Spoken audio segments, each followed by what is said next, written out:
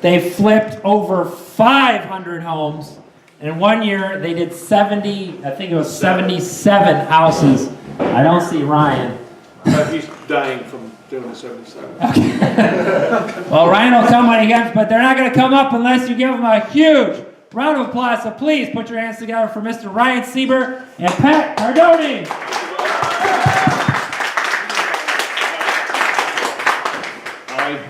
Ryan's going to join me here in a second. Yeah, all right. There he is. Yeah, give also please. Give Ryan a big round of applause. Here you go, Ryan. You can have this one. Actually, you both have a mic. Oh, I'll take that one behind you. There we go. All right. So how would you like us to start? You want us to start with I was born? Or? Yeah, start from the beginning. So, birthplace. I started my real estate adventure probably 2006. Oh, no, I mean, I actually got my license 2001. So started out as a courier for a mortgage company. It was actually Ryan's uncle. Him and I lost a lot of brain cells in the 70s, smoking dope and drinking beer. And his uncle went on to own a mortgage company that was fabulously wealthy.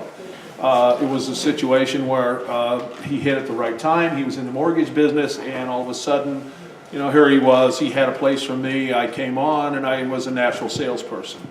And I tell that just from the people I met in this room. A lot of this is about being a natural salesperson, being yourself, being honest, being able to put deals together. So I worked for his uncle for a few years, and in that time, I started doing short sales and distressed properties because I worked for a small real estate company, and the real estate company itself really didn't have a name in a market out in Schaumburg. So basically, I had to create business, and I figured the easiest way for me to create business is to find people who have to sell, and that's short sales. So I would scour publicrecords.com. Write that down if it's still active today. Publicrecords.com.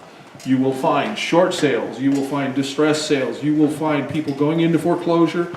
You will find the auctions. You will find also people in basically going through what the hell's it called with the attorneys when your family dies? Probate. Probate. Yeah, sorry, thank you. Yeah, I've had a couple beers. Tabs open at the bar if you want. Anyway, so basically you'll find all that stuff there. So I would do that, and I hired women as my salespeople. I hired moms. I hired girls who were at home who needed work and who needed some income. And I paid them like $100 on a Saturday to go out and knock on doors. And they would go up to these lists of homes that I would give them that were in foreclosure, knock on their door, and being moms, they would be empathetic and they would be nice and say, hey, I got somebody who can help you. And then once they get people lined up, I'd come up and I'd talk to them and I'd lay out what they were going to go through from point A to point B. Well, because of that, I got up to carrying 65 to 80 listings a year at a time. Usually all year long I'd have 60 to 80 foreclosures going, and that created a business. Well, from that business, Ryan's uncle saw an opportunity to make money. So he goes, creates $1 million line because I was doing short sales, taking those short sales, selling them to an investor for the investor to either fix and sell it, or basically selling it back to the person who had gone into foreclosure for people who didn't want to leave their homes, right? So it was a lease back with option. At the time, it was legal. They've kind of gone back and forth at times saying it's legal, it's illegal, who knows at this point. But the truth of it is, it really started us off and got us a business going. So we started with a $1 million line, and that $1 million line we started with our first home, and that address was? 325 Clifton in Elgin. We started in Elgin. And it was a home, and I believe we made $31,000 on that first home. And at the time, because Ryan's uncle had a mortgage company, we were helping to drive business through the mortgage company because things were starting to tighten up, applications were down. So we came up with a way to drive more business by having homes available, right? And we advertised everything as rent to own. Okay, so rent to own gives you as a seller, as the investor, the person holding the property, gives you the opportunity to run a tri-merge. Everybody know what a tri-merge is? An application, mortgage application. So that tri-merge application gave us the opportunity to then do what was credit repair, right? So when we say we've done 500 homes, we've done 500 homes, not only buying them, gutting them, getting them ready to sell, but actually finding the buyers, fixing their credit, and having our own buyers in hand. So in reality, we figured that the easiest way to make this system work and to make it an investment rather than speculation was to always have the buyer in hand. Right? You gotta have a way out of these things. If you're gonna buy something that you think it's worth 400 grand, who the hell's gonna buy it from you? Are you gonna wait on the force, you know, like in Star Wars, to be on your side to make sure you've got a $400,000 buyer? You've got to actively seek buyers immediately when you get into this business. And that's how we skinned it. That's our secret. 500 homes, how many of them were with credit repair? Majority of them were. I mean, we as Pat mentioned, we started in 2007. We started in 2007 with the flipping, and that really went until about 2015 when we kind of shifted into higher end properties. And when you're dealing with higher end projects, you can't rely on credit repair and rent to own marketing to sell your property. So it's to know your market. We now don't do any flips anymore. We do custom construction for the end buyer. For the end user. And that's because the margins got tight. We kept on going higher price, and at that point in time, we realized that those are just a little bit harder to hold on to when you're holding on to a $500, $700 million project versus a $150,000, $200,000 project, which we always did. So, know your niche, know what you're good at. And we were really good at finding properties and finding buyers for those properties and helping them with the whole credit repair, helping fix their credit, helping them end up becoming the owners of the property. So what's really the lesson? The lesson is that you may all think you're individual investors, but you're not. You're a company. You're a team waiting to happen. You need 3 people. You need the guy who's gonna help manage your projects, who's gonna get the project done, construction, keep it on budget. You need the guy who's gonna be able to do the acquisitions. It may not be the same guy, it could. Maybe you can get away with 2. But then you need that third guy who knows the lenders, who knows lending, and who knows how to create buyers out of nothing. Because look, you're risking real money, whether you're borrowing it from Barnett, or you're borrowing it from your cousin, or you're taking it out of your business line, or your line of credit against your house, you're risking real money. And if you don't have a game plan on how to get that money back, it's pure speculation. You need to reduce those odds. It's like playing the money in Vegas, right? You've got to know where your money lines are going to be to play the smart money. And that's all we did. And we did it over and over and over. And we got chased around probably by a bunch of you here who follow us into these markets where I'd go in and I'd buy 26 houses in a market. We'd do 26 homes in 2 years. And then all of a sudden somebody come in and pay more money and sell it for 10 grand less. Well, all of a sudden we just lost 20 grand, right, on a property. So when you look around this room, these are not your competitors. These are people in a similar business as you who have a similar business model to you that you are also responsible for. We are responsible to the market, to market pricing, to keep the market, either don't hurt the market or don't get in. Because if you come in and let's just say you go in and you buy something, you buy it cheap, and you come in, you fix it up, you spend the same money, but you're willing to take 10,000 less profit. Well, you just killed somebody else. It may work for you once or twice, but then all of a sudden, someone's going to do it to you. That's Joshua. He knows what the hell I'm talking about. Yeah, I mean, it's been the story of this market ever since the beginning. That's why it's like you all got to look at each other. You should all learn each other. I brought one of my lender friends here tonight. I invited a few. I was going to look. This is about you guys got to become highly educated. You have to become highly educated about money, how to acquire it to do your acquisitions, how to get money for your end buyers. I know you've got some lenders in here. I met one of them on the way in. There he is. And that's the game. It's how are you going to find somebody who's going to qualify for $1,600 mortgage, $2,500 mortgage, $4,000 mortgage. That's the whole game. Because when it comes down to it, the money we all put into these homes is pretty similar, right? I mean, the same tile that I buy at Home Depot costs you the same thing. There's nothing hidden there. It's really, putting your team together, right? One thing I like that you were talking about, Pat, is a lot of these markets you went into, the people that you were competing with didn't have the end buyer going in. And so you went into the market where you invested with the end already in mind before you even started. Correct. Which is something, I mean, honestly, myself, I need to, like, that's just brilliant. Yeah, it was, we had, I mean, that's why the IDFPR investigated us, they thought we were criminals. Well, it's, I mean, why are your houses selling for more? Why are they selling quicker? I mean, Yeah. we were here at the crash, we're a year into the crash, and we're selling 57 frickin' homes, okay? Appraisers calling me up to do appraisals, what are they using as comps? They're using my houses. I mean, I look like the biggest thug in town, right? I mean, it's pretty nasty looking, but, I mean, investigation, they check us out, they thought I was two people. IDFPR sued me because my name's Thomas Patrick, so they thought there was a guy named Thomas Cardoni practicing and a guy named Pat Cardoni, both practicing under the same license, hiding under the same license, scamming people. So the reality is, we created the buyers, Yeah, and part of that whole conversation of team was internally, we created a real estate agency that was able to generate consistency. And if you're not willing to go out there and work with the end buyer, you need to find a good realtor who's going to be able to not just Amen. find and feed you properties to buy, hey, buy this one, hey, buy this one, hey, buy this one. You got to work with agents that actually can bring the buyers to your end product.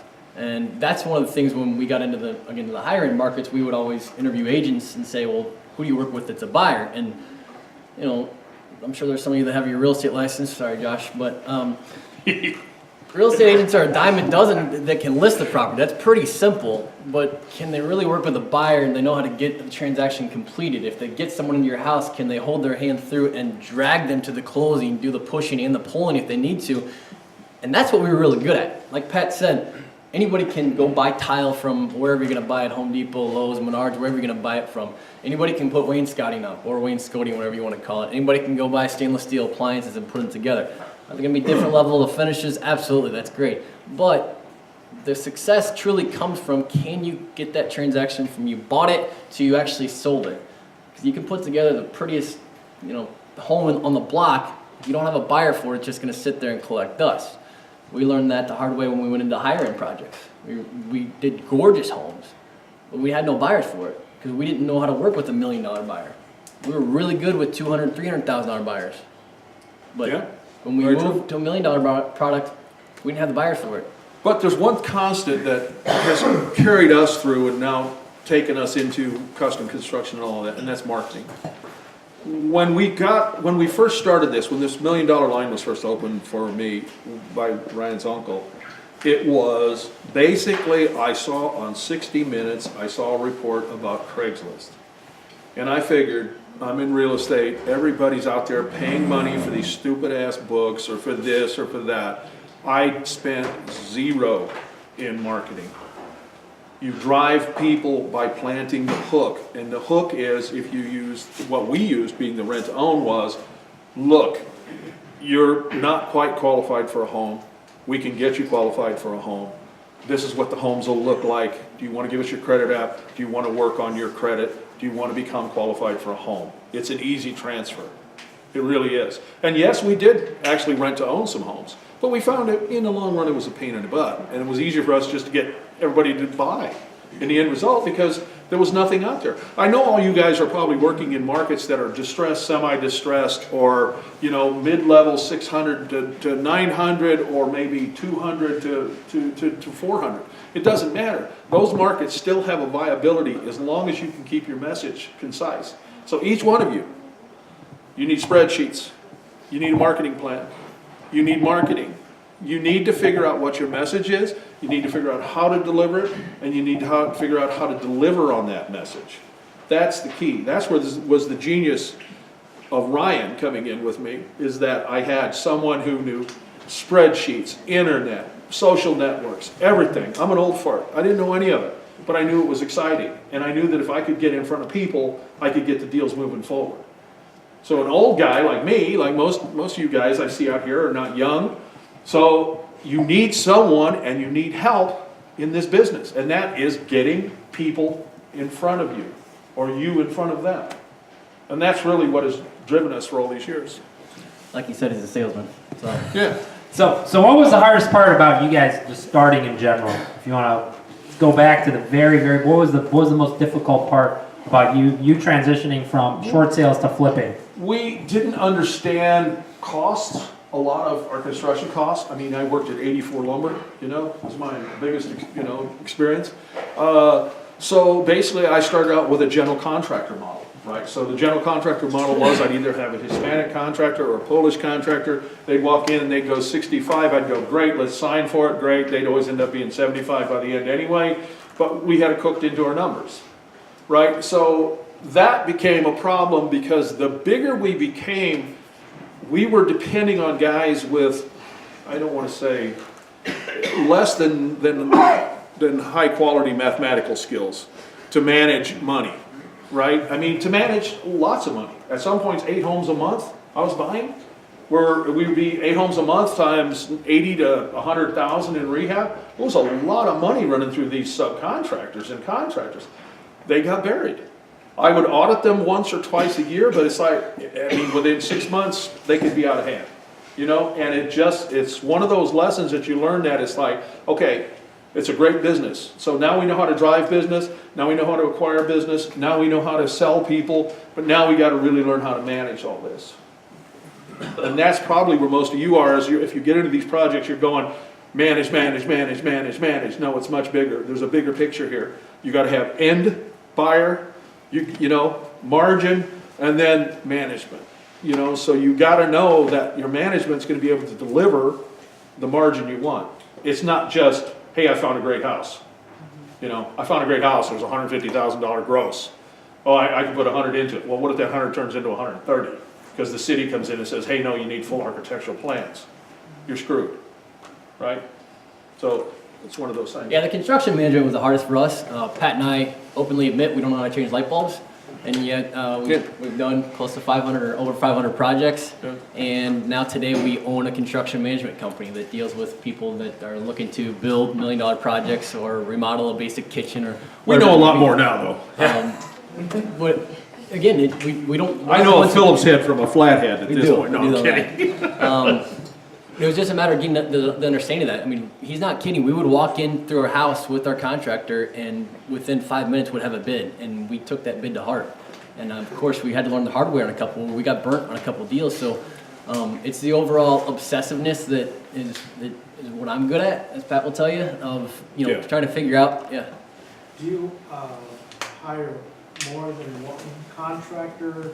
Like, do you hire one contractor for multiple properties, or do you hire In the a separate beginning- contractor for every property? Well, in the beginning, we had one contractor over all others. He would be our quote-unquote general. He would hire subcontractors to be the project chief on a project. That project chief would have his own set of subcontractors, plumbers, electricians, until we systemized it all to where it's all the same electrician, same plumber, same framers, you know.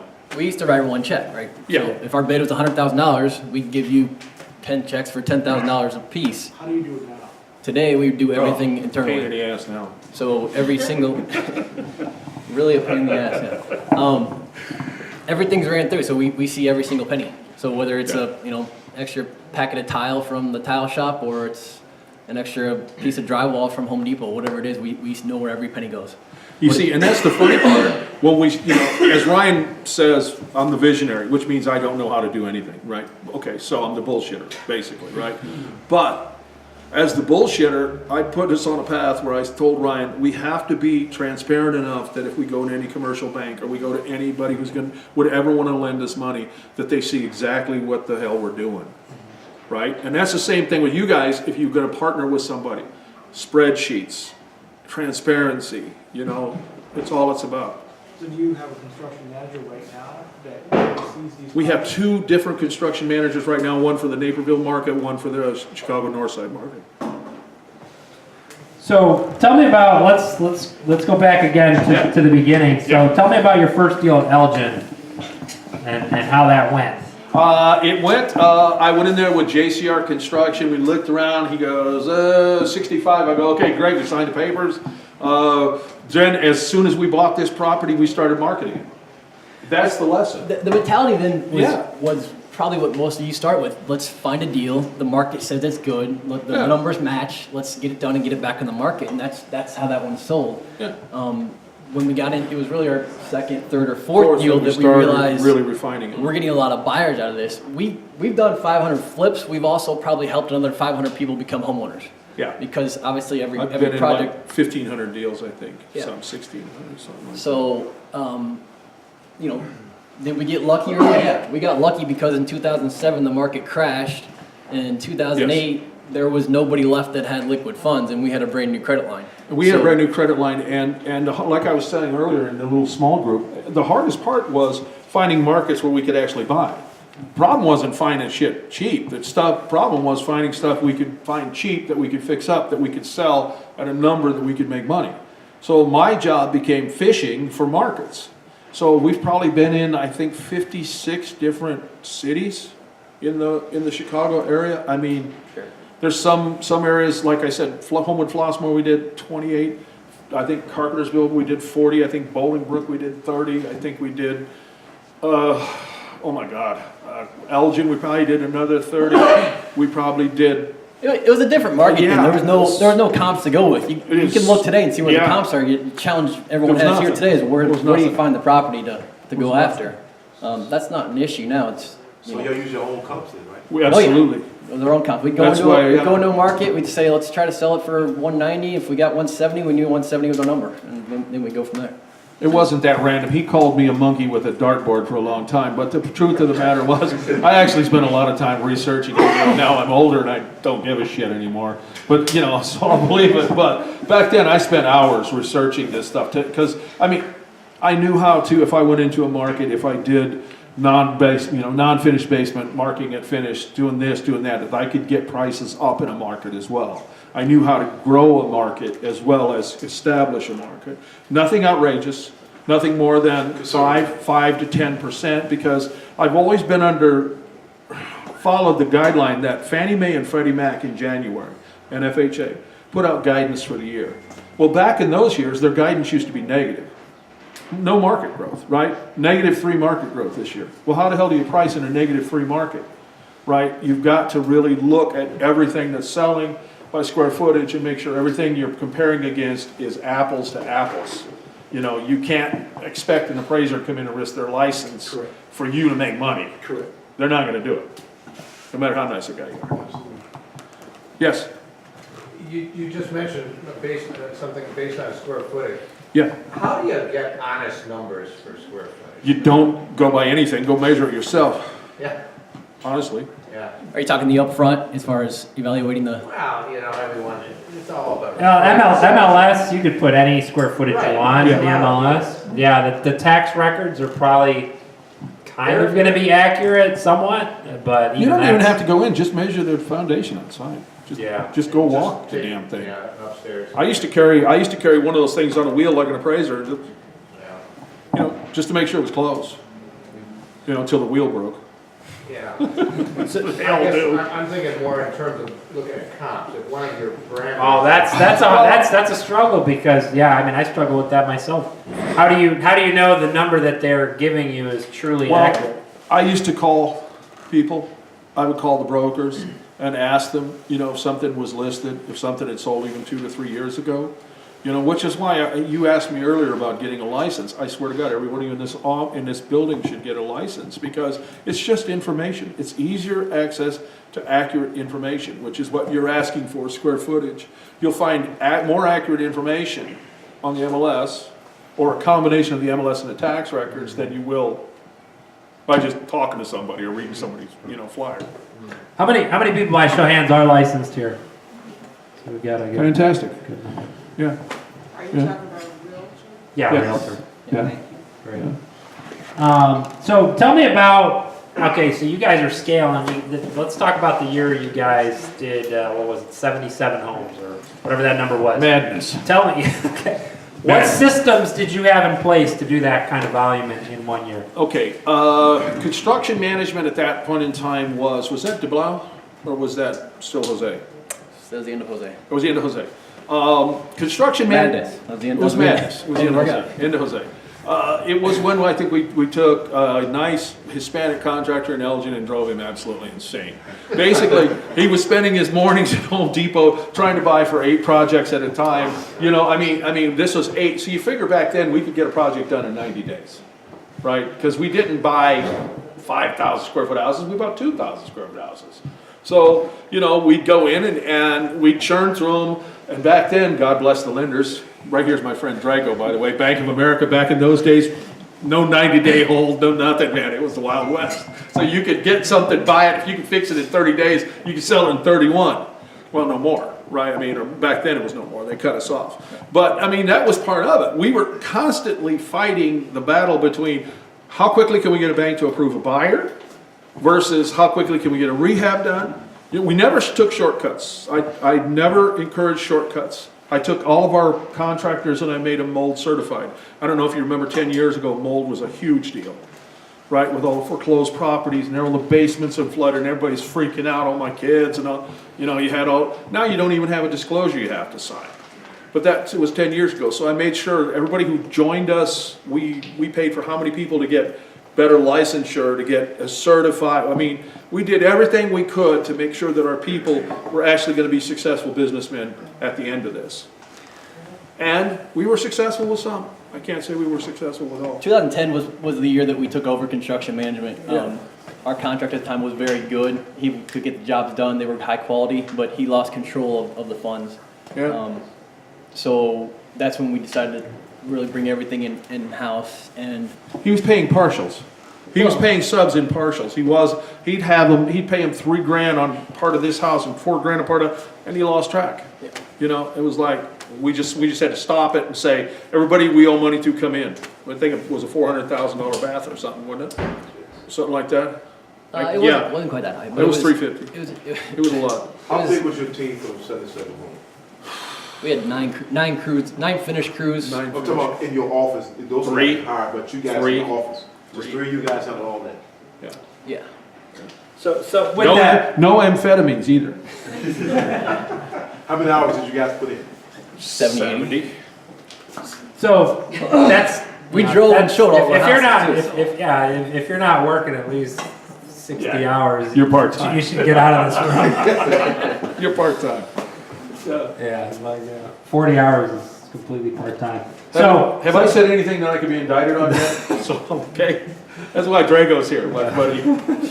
I'm still above board. All right, we're good. But- So tell me about, the year you did 77, was Yeah. that when you had control directly of the construction management, or you were still using, was it Jose? Partially. That's when we took over. I think So that was like in yeah. the midst of the chaos. Wow. Yeah. That had to be a, It was a wild year. yeah. It was a wild year. Wow.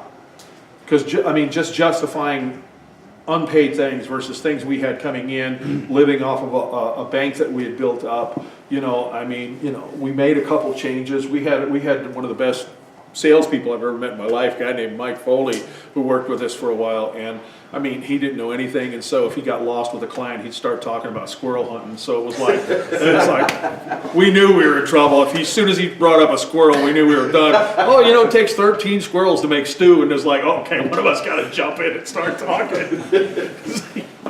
But but there's one thing I'm going to tell you. The guy, he swears he got an 8 on his SAT. Wasn't that what he said? I don't even know that it's possible to get an 8 on your SAT. You know, maybe it was ACT. Maybe he got an 8 on his ACT. But he taught me one thing, and I think it's a valuable lesson. All you guys should learn. Keep everything simple. We're not selling to quote-unquote rocket scientists. We're selling to people. And some people are interested, and some people are detail-oriented like Ryan. Other people could care less, and you know, other people just want to make sure they're dealing with somebody they can trust. There's only 2 things that matter. Can you trust someone, and is it somebody you can respect? And as long as you carry that air, you're going to be successful in every part of your life and every part of your business. So let's talk about some of these. I mean, you guys Am I have done. bullshitting too much? No, you're giving some really good info. Let's talk about some of the deals, because I have a million stories, and I'm sure you guys Okay. have a million and one. Okay. So let's talk about your best deal. Why was it? Why was it? I'll let you, and then you'll each have different opinions. One year when I finally got us into Olympia Fields, back in the day, Olympia Fields is, I don't know if how many even know it, it is unique houses all around 3,000 square feet. There was no comps.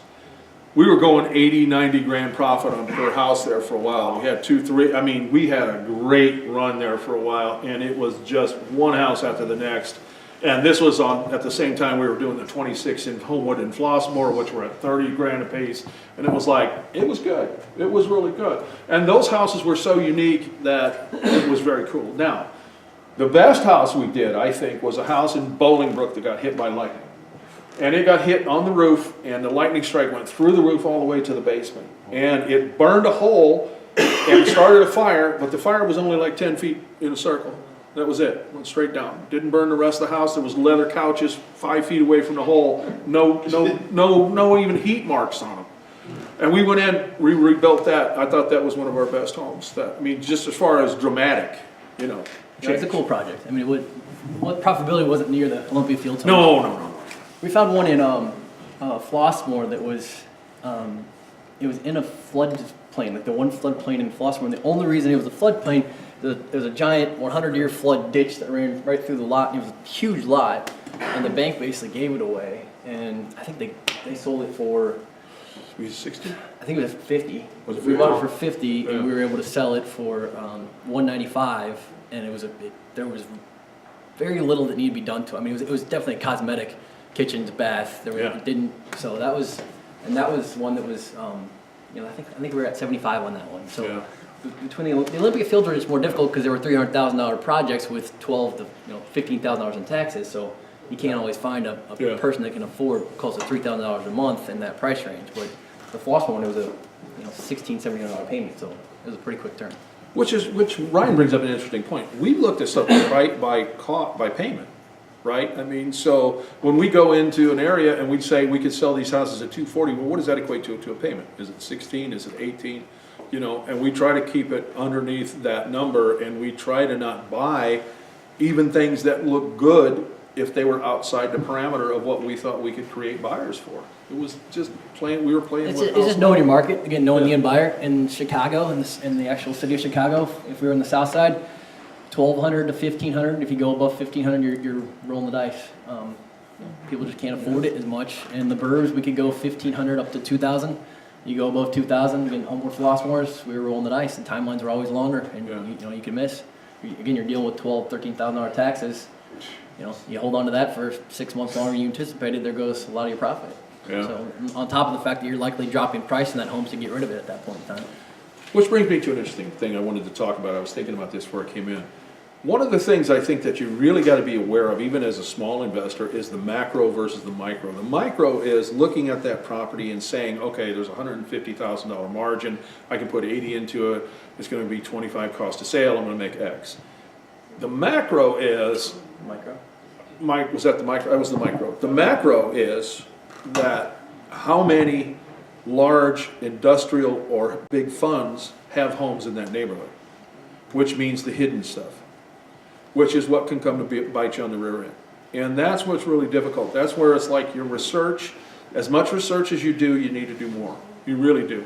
You just got to know what's hidden, what could come out. You need to walk up to, just like everybody you've met in this room, you should know everybody in this room if they're doing projects, where they do projects. You should be able to go up and knock on any door where somebody's doing a project, talk to them, tell them what you're doing, tell them what you're going through, ask them you don't need to know their cost per square foot or anything, but what are they going to sell for? So that you're not putting yourself behind the 8 ball. Because that's what killed us, was big money.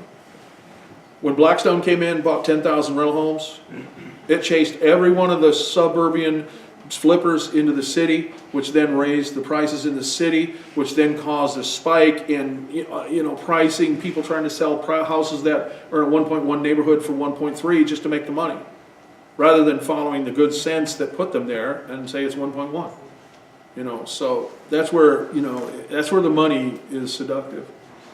Well, let's talk. So we talked about the great deals. Let's talk about the deals from hell. Oh my God! I bought a house right across from some crack dealers on, what was that street? 87th and Loomis. 87th and Loomis. Bought a house for 30 grand. Bought it from some guys, GT Realty. In fact, anybody know GT Realty? No. Cliff? No, it wasn't Cliff. It was. It could have been Cliff. No, it wasn't Cliff. Was it Cliff? Who was it? It was Mark. Yeah, Grobel. It was Mark's partner. Yeah. What was his partner's name? Anyways, go Yeah, on. yeah, whatever. So anyway, I bought it in dead of winter. Didn't think there was anything wrong. So no crack dealers. Not that nobody. Not in this weather. Then the spring comes and all of a sudden there's 36-year-old guys out there with ice cream cone, sales center. And not very many 36-year-old guys run ice cream cone centers as a job, right? So we'd sit there and watch the cars go up and down, and I was like, oh my God, what did I do? We already buried 90 grand into this frickin' thing, and I'm like, so we ended up losing 100. Oh my gosh. Wow. Yeah, we lost 100. 86 name was what neighborhood is that? Auburn Gresham. What, Ryan, you got one that comes to mind besides that one? No, that's. That was the one. No, I mean, again, we went into the hiring stuff. We took the same mentality. So again, back to knowing your product, we were really good at flipping, and we got it into a higher end product, and we took a lot of the same mentalities that we had when we were flipping homes. We overbought. We thought we'd just create a system, and it didn't work out. The holding times on the higher projects were longer. The cost to effectively put together a high quality product for $1 million home versus a $200,000 home are night and day. We got hurt pretty bad when we made the initial transition. We would not be doing what we're doing today, so it's kind of a blessing in disguise. But anytime you think you're going to just shift because someone else sold the property and now you're going to go to that market, really understand what you're good at and pay attention to it so you don't just dive right into it. We used to call it the dummy tax. Yeah, every time we went into a new market, we'd pay a dummy tax. No matter what it is. Yeah. So, yes, there was that one property, but the overall shift for us from a lower end market to a higher end market was a tough one. Well, I mean, and that was the key. About 3 years ago, I said, we can't keep doing this. We got to become a construction company because we cannot control the amount of homes we get per year now. We can't control that we're going to get 40, 50 homes that we can sustain 3 people, all these contractors, keep our money investor, and keep everybody happy, and to keep this whole thing rolling without things getting bloody. And it was true because I know somebody mentioned earlier about charities. You got to understand, part of this thing was when this whole fraud came down, quote unquote, the fraud, they made like Wells Fargo and these guys throw money into, charities by giving away properties that they foreclosed on or that they overvalued or whatever. They made them hand them over to charities, which then created new middlemen. Those new middlemen then had their hands out, which then tried to sell to people who were wholesalers. The wholesalers in the room. The wholesalers in those rooms would then call people like me and say, I got a great deal. It's $35,000 marked up already, right? From where the bank is trying to sell it. And it's like, not gonna happen. But this is what was created, and this was all done with the best intentions. It's the same thing like the city tried different projects to try to rescue neighborhoods. They were coming in there and they hired guys who were Harvard graduates, all the right qualifications, but didn't know shit about real estate. And then all of a sudden, they're paying $100 a square foot for homes on the south side that they're going to try to sell to low-income people to try to help alleviate some of the affordability crisis. And they were losing $150 a house. This was public money they were losing. And it's all because government tried to get in the middle of what was a private problem. This wasn't really a government problem, except the government created it, but the problem was exacerbated by them trying to get back into the control side of it in the end. And I think if they would have left it alone, I see the Barnett Capital sign. I know they bought a bunch, hi guys. You screwed me over in a couple 2-flats, by the way. But just kidding. Make sure to talk to Barnett at the end. He doesn't speak for Redevelop University. I'm just kidding, you guys. but what the truth of it was, it's like the bigger money came in and it causes problems, and when you get that level of money and it's supposedly controlled by the government, it causes major problems. And that was Barnett Homes, right? No, that was Barnett. No, I'm just kidding. Yeah. These guys. That's a different. These guys are great. They're awesome. By the way, if you guys need money, I didn't mention that earlier. Talk to Barnett. If you need money, then right back there. All right, and then they've got all Pat's money. No, just kidding. All right, so we talked about the best deals, the worst deals. Tell me about something either funny or crazy that's happened at some of your properties. I mean, again, I've got. I caught my electrician knocking boots with his girlfriend. I thought it was his wife, but it was his girlfriend. But, and I sent out a text and it went to his girlfriend and that just,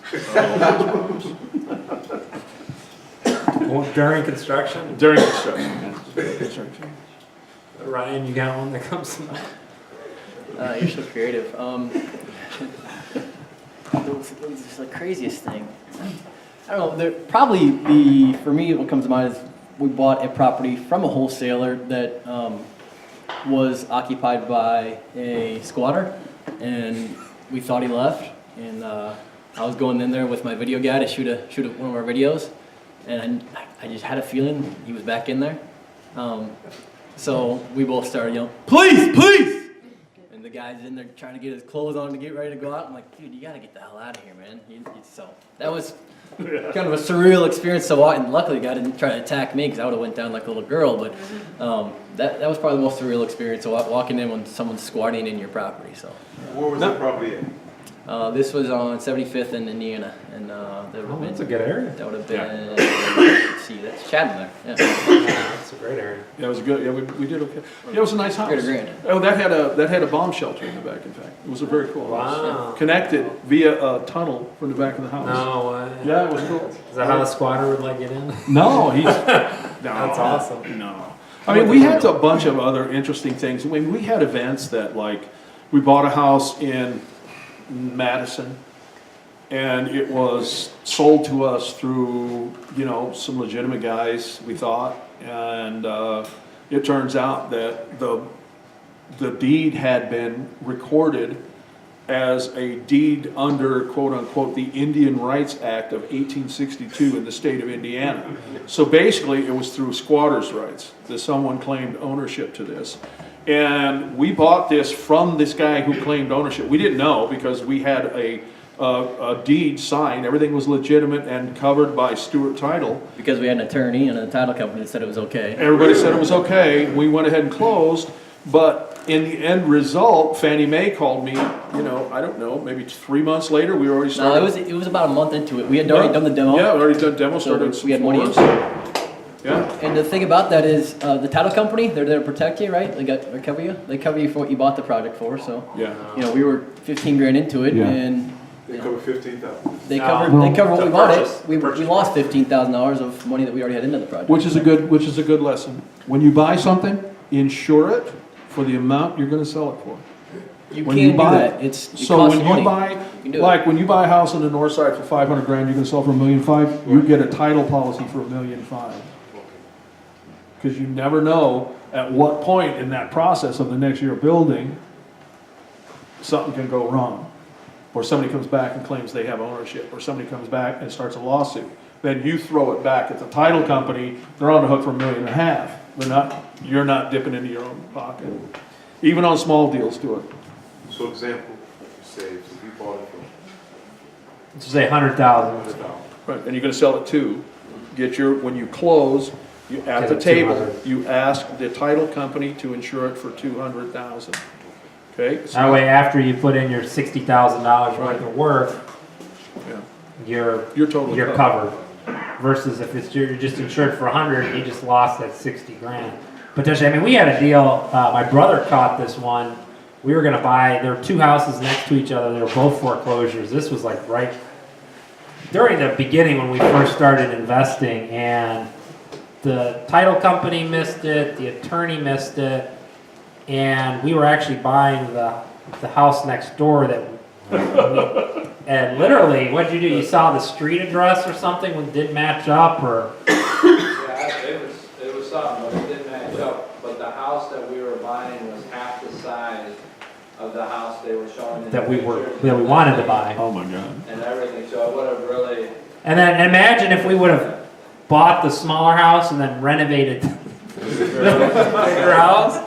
Oh my gosh, that could have been just a disaster. So, needless to say, we fired that attorney and we don't work with that title company, but but the funny thing is, it got relisted, and everybody knew now at that point that it was the wrong house that was on the listing. They still relisted it with the wrong house. Who was the agent? Go ahead, write him out. Who was it?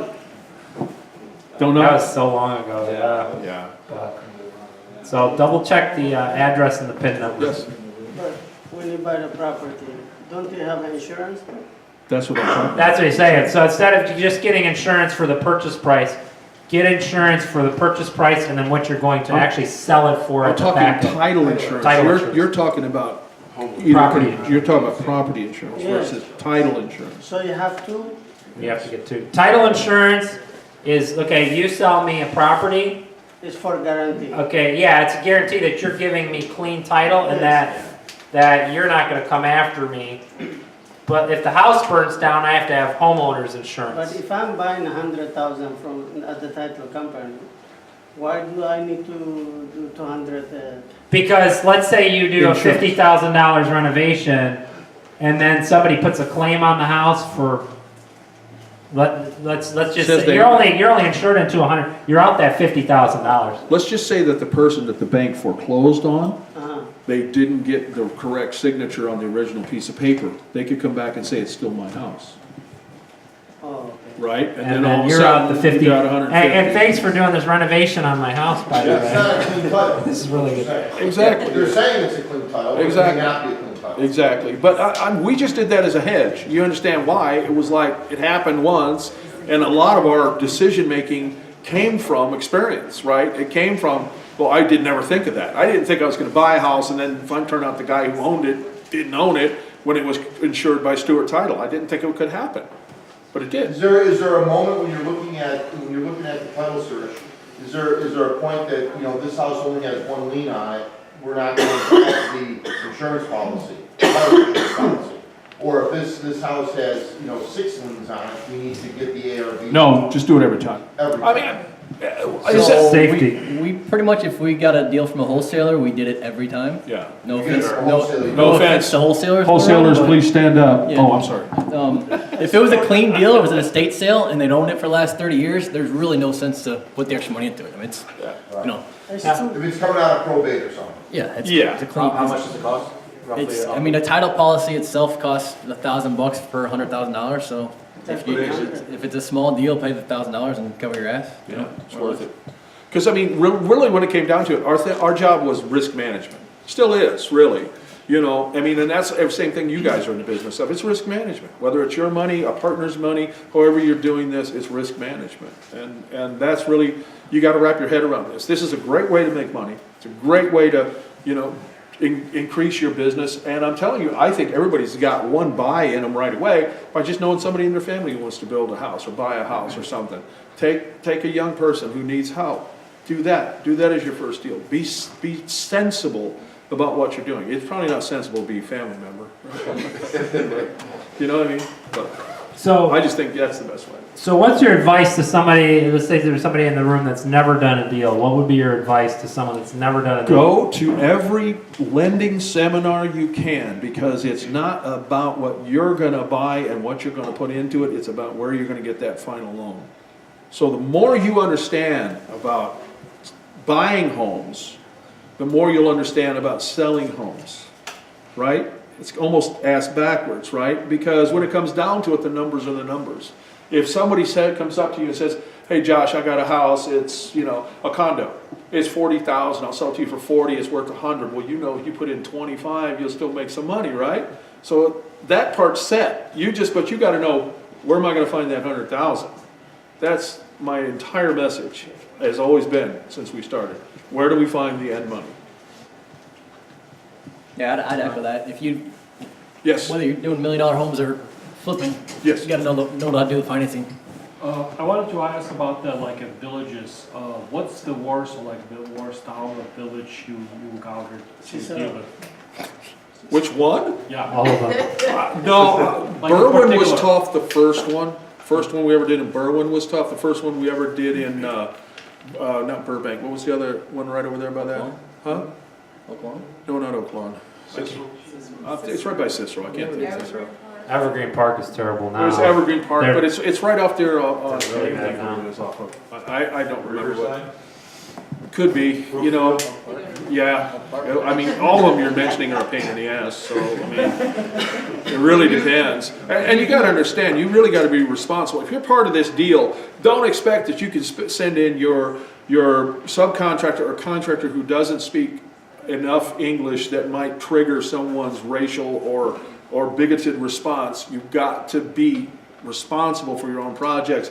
Go in there, stand up as I'm a taxpayer, take care of it yourself. Don't send somebody else in to represent you when you're dealing with cities. I swear to God. You've got to go in there. We would just say, send the old guy in. So I'd go in, everything gets signed. These young guys go in, nothing gets done. Right? It's because I come in here and they think they're wasting my time. Fuck, I'm wasting their time. So it's the truth, right? Yes. Anybody else? Yeah, when you do a rent to own, Yeah. what kind of terms you give them? I know you're finding them mortgage. At the time, we were letting people, well, this is back when there was like down payment assistance and stuff, we would let them put 100% of their money down towards the down payment. Say that again? We would let them put 100% of the rent towards down payment at times. Unless you, Whatever they paid. Because it was all short term. It was 3-month rent to own. It was a 6-month rent to own. It wasn't like, I'm gonna put you in there for a year, give me 10 grand, I'll hold you. No, it was like, I can get your credit done in 3 months. I'll credit you all 3 months worth of rent, you know. I don't see any reason to do a rent to own today. I don't either. Find a lender. I don't see a reason to do a rent to own today unless you're trying to make money off the monthly. Find a lender that can get them approved for a grant and get it closed. Yeah. And use the IDA funds and just get it closed. I mean, if you just get to wait an extra month or two. You see, you gotta understand, we were doing this in times when the IDA was dried up, that was, the down payment assistance was gone. Credit scores went from 580 to 640, overnight. So, I mean, how many times we had to reinvent ourselves? Ryan keeps talking about pivoting. I mean, our pivot points were really mortgage driven more so than anything else, which is why I recommend understanding lending. Yes? What is IDA again? Illinois Housing Development Authority. Basically, it's down payment assistance. Free money. Free money. Free money that's paid off over what? 10-year term? 20-year term? What is it? 5-year term? With no interest? Huh? No, there's interest. There's interest. For the end user only, no investors. End user only. Yeah. So, I have a question. So for people who are first time at that, at attempting a flip or buy and hold, whatever it might be, you've purchased in 65 different communities, 500 different transactions. Is there a standard guide that you maintain, that you apply to a vast majority of these transactions that trigger the buy side for you? What's the buy side? The buy side was driven by the economic factors in the area. So basically, like Ryan and I have been saying, we tried to keep our price points down to the payments, right? I mean, and I know, Burbank, what's the average income? 62,000 or something like that. So keep your payment 1,500 or less. That's 60% of the buyers. Why try to put yourself in a niche where you're searching for that needle in a haystack, where you can have 20 people to choose from and get the first best one? So basically, if you broke it down into We broke it down quadrants, financially. you look at the affordability index, you'd Yes. see, okay, the average person in this area earns $48,000. Yeah. Their purchasing power is gonna be a $200,000 condo. That's what we're gonna shoot for. Yeah. Pay attention to taxes. Yeah, taxes. Very much watch taxes. Especially like Flossmoor. Yeah. Well, all these suburbs, I mean, you get a house that sells for 200 with 5,000 in taxes, and the one across the street's 7,000. So, Yeah. all of a sudden that math doesn't work anymore. So. Yeah, I sold a fully renovated house in Park Forest, fully done for like 60,000, and the taxes were over 10 grand. That's true. So that, Which brought on a lot of other things. Get to know attorneys who do tax disputes. As soon as you buy something and it's worthless, I mean, it can't be rented, because you're renovating it, dispute the taxes if you can. I don't know how long you're holding your stuff, I don't know how much work you're doing. You were talking about Western Springs, I would dispute those taxes immediately, without a doubt. Because they're gonna take you as much as you can. If you're dumb enough to pay full price, do it, but don't. I mean, you're gonna pay 1/3 of the reduction to the attorney. So, it might cost you $1,000 to the attorney. It's worth it. So, that's part of it. We had to learn how to skin the cat in every way and save money every way you possibly could.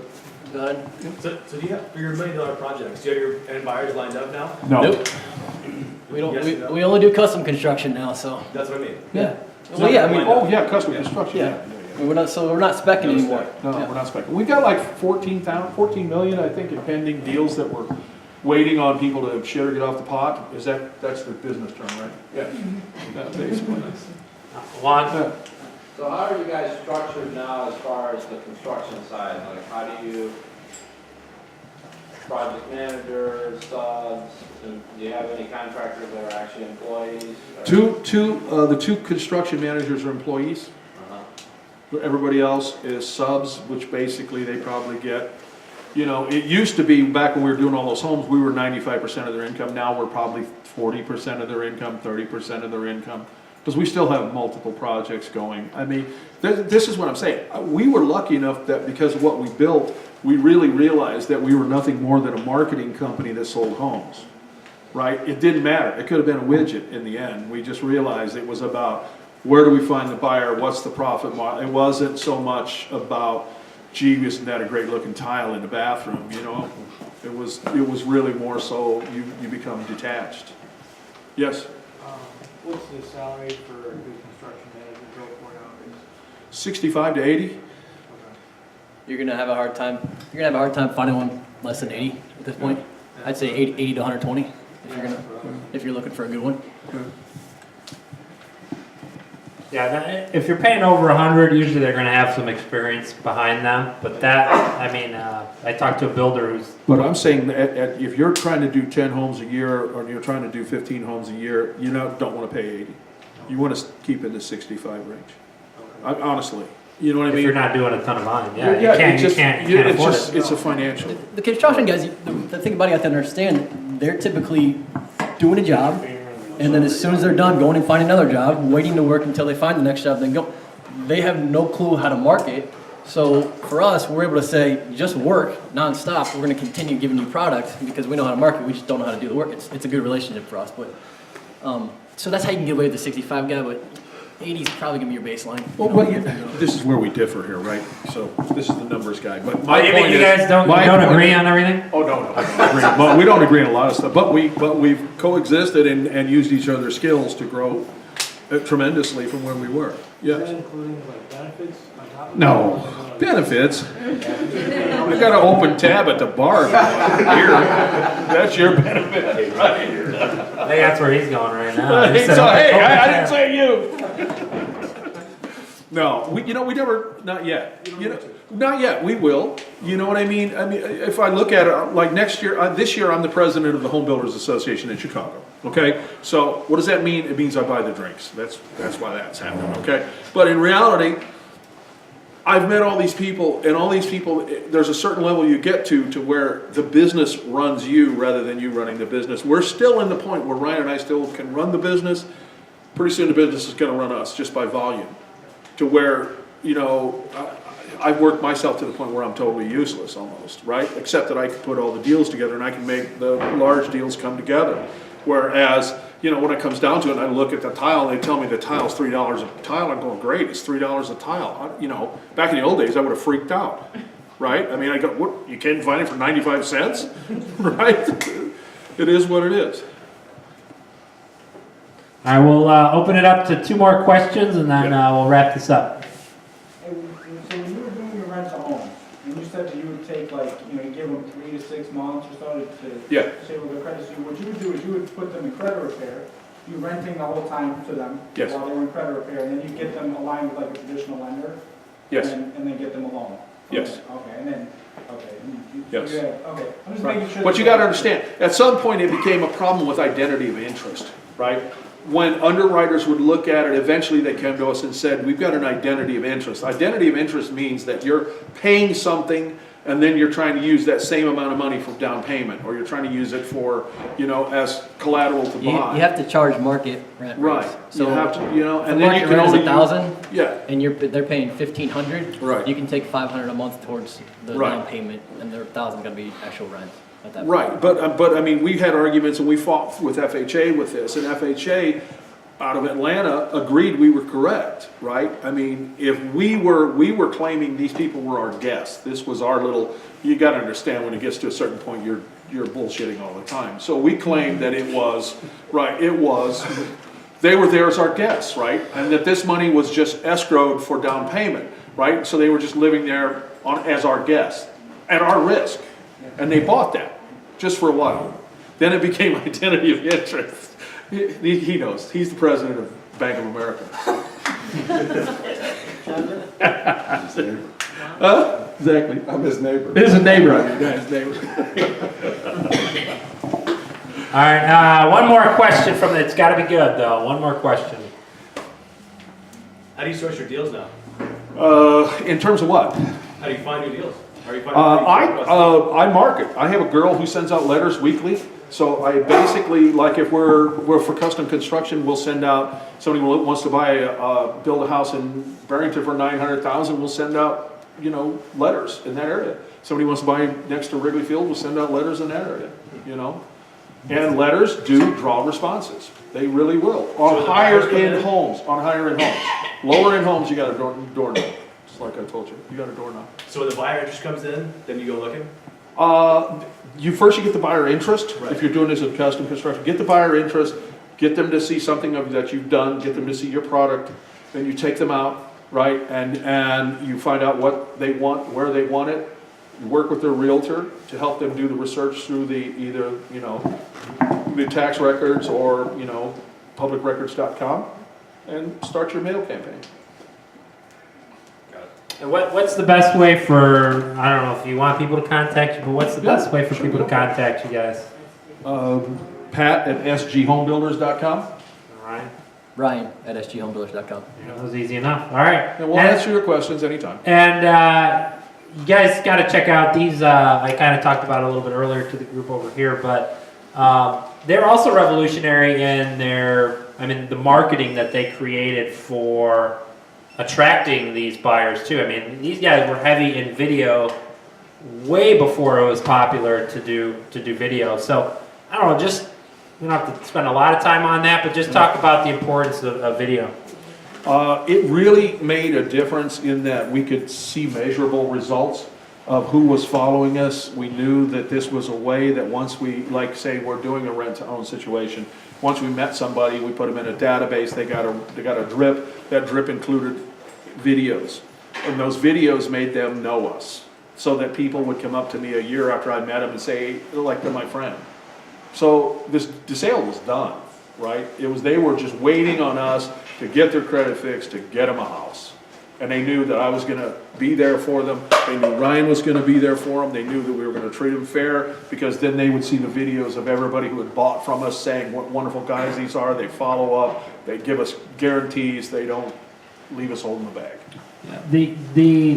You're using, most of the time it takes someone about 10 interactions before they're going to do business with you. So what they did is they leveraged technology to make those 9 contacts after the first. And that's what I do. Like if I ever get somebody that's a potential private money lender, the first thing I do is I add them on Facebook and LinkedIn. And then they see everything I'm doing on Facebook and LinkedIn. And then that's building my credibility. So once they're ready, all those touches I'm doing through Facebook and LinkedIn, now they're ready to invest, and I don't have to personally call them every week or have a coffee with them every month, because I'm staying in front of them through technology. Just like the videos, you're giving yourself so much credibility. Amen. What you and Ryan have in common is that Ryan is the reason that our video marketing and that our online marketing was successful. Just someone who's going to post every day, blog every day, post a video every day, create videos. It's tremendous in building a brand. It really is. Why don't you talk about that a little bit? I think you have a decision to make as an investor. You're either going to find a good realtor who's going to do all that for you so you can focus on the construction side of the business. If you decide to make the leap, I will tell you that's, the 2 of us work 60, 70 hours a week. I'd just do the marketing, the internal stuff. So if you're not going to do it, it's fine. Everybody doesn't need to have a brand just because you're selling real estate. But you better have a real estate agent that can create that brand through their company, through their name, that you're going to leverage, and you're going to pay them to do that. Like Frank Montreux. Frank. Yes. Right? He's got a Frank brand. is one of the most famous brokers in the South Side. Yeah. Those aren't his homes, but everybody says Frank Montreux Homes. Absolutely. Right? He came up with You put this type of kitchen in, you put this type of bath in, you do this level of work, or I won't put my name on it. And that built the brand. And that ensures buyer flow. Yeah, so Yeah. it's not easy by any stretch of the imagination. So if you just want to buy and do the real estate or do the construction side of it, put your home on the market, sell it, and walk away, it's good. I mean, the sad part about when you do build a brand is then you become kind of a target. So that's the other side. If you're gonna leverage it up and do your goal is to do 50 homes a year, and you're gonna have this brand of business where you're not gonna use real estate agents. At some point in time, it becomes. Oh, I'm sure the real estate agents hate you when you're not using them. It's not so much that the agents. Not that they hate you, but yeah, well, you're selling them without the agents is essentially what you guys were doing. Yeah. So you have a bigger bullseye on you. Yeah. Exactly. So, but it's fun. I like doing the video marketing, but it's not for everybody. So. And awesome. And so you guys have a way to contact you. Check out just on YouTube. Look up the Insider Show. And what's the guy name that's doing it now? Kurt Clements. Kurt Clements owns Insider Show Homes. It is still a successful real estate company. Pat and I just walked away from it when we decided to get into the custom construction. It's just, again, two different models. Yeah, look at some of the videos where these two are involved. They've got some really good videos. But let me tell you, if you guys get homes and you're in the minority areas or in areas under 400,000, or you're hard class blue collar working, good solid people, which is where I came from, an area. Check with Kurt. He still does create buyers. Yeah, I was gonna say he still creates buyers. That's what I was gonna about say. 60, 70 a year. So yeah, So, and that's invaluable, guys. Yeah, that's totally invaluable. If you're working South Side, Flossmoor, talk to Kurt. Yeah. I actually want to talk to him after this meeting. This synergy, What's his name? Huh? Kurt. No, Kurt Clements. It's Insider Show Homes. Yeah. Yeah. He's got, like I said, they're still doing YouTube, the YouTube videos. If you just search Insider Show Homes If you on want- YouTube, If you they'll want to have grab a bunch of card, videos of- I've got cards with me. They are my Insider Show cards, so you can use that to search, but it just has my email on. So if you want those, you can grab those. Yeah. Awesome. Well, everybody, please give them a huge round of applause.